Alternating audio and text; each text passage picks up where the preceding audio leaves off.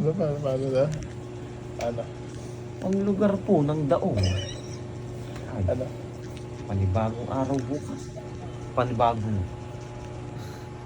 Panibagong pagsubok na naman po ang tatapatin mo. Ano pong masasabi niyo sa init? Nasasabi ko po sa init para akong naka-alarm. Kasi ginigising ka po niya ng alas 11 ng tanghali. Para ka pong sinisilaban sa katawan. Hindi ka mo Arcon G. Hindi ko na kaya dito, lalakit na ako dito. Yung binubuga na. Buga ng electric fan, apoy. Ang lalo sa kwarto, gabi.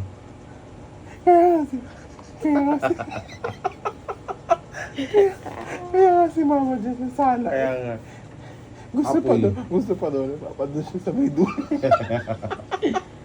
Gigising ako pag umaging. Higaan ko basak. Ako din yung unan ko. Ay talaga, babaylit yung damit mo. Kapipigaan. Sabi yan eh. Tingnan mo ko ngayon. Nagpapawisan ka ba? Oo. Apoy. Pag malamig po, masarap talaga pag malamig. Sarap pa. Mas masarap dito pag malamig eh. Pero pag mainit, patayan. Mainit dito. Mainit. Sobra. Hindi normal. May mali eh. Ano na yung mga wala silang Parang hindi naman sila affected.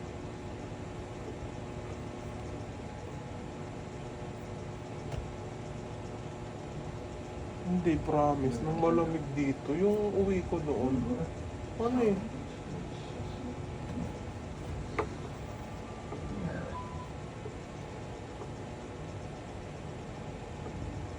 Pag malamig talaga, hindi na nag-electric pag sobrang lamig. Pwede naman tayong mag-aircon, kaso may magtitigil lang ng araw. Ang may kapalitan. May isang kaya. Oo na lang. 35K kasi pero kakabit niya kayo. Pinapahid na kasi. Tapat ng Salt and Pepper. Puntahan ko lang daw siya. Tapat ng salt and pepper. Sige na. Kung siya nagtitin. Ano muna ako? Tigil muna ako ng isang para malampasan lang yung pagsubok ko.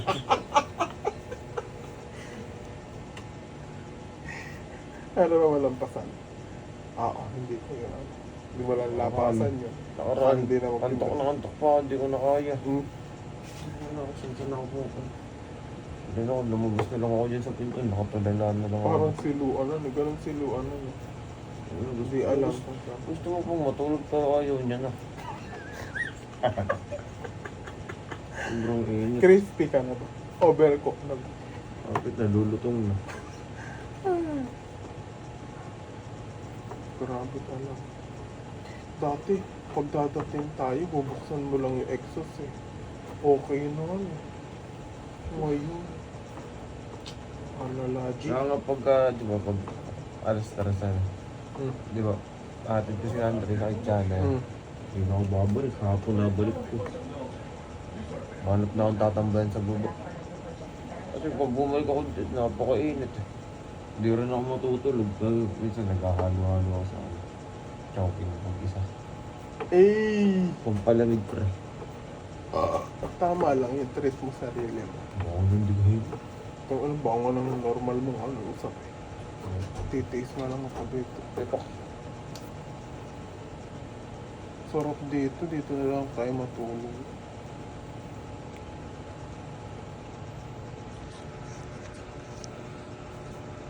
Panibagong ba? Ang soup.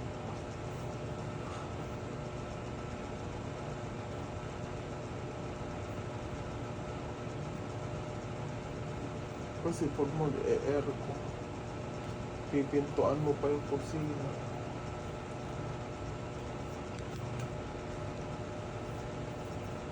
Bakit?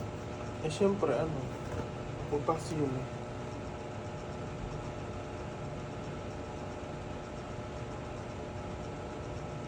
Dalawang gigisingin ka sa sakto-sakto talaga 11. Parang alam mo siya, alam. Kahit nga gabi, pare, walagbog. Oo, talaga.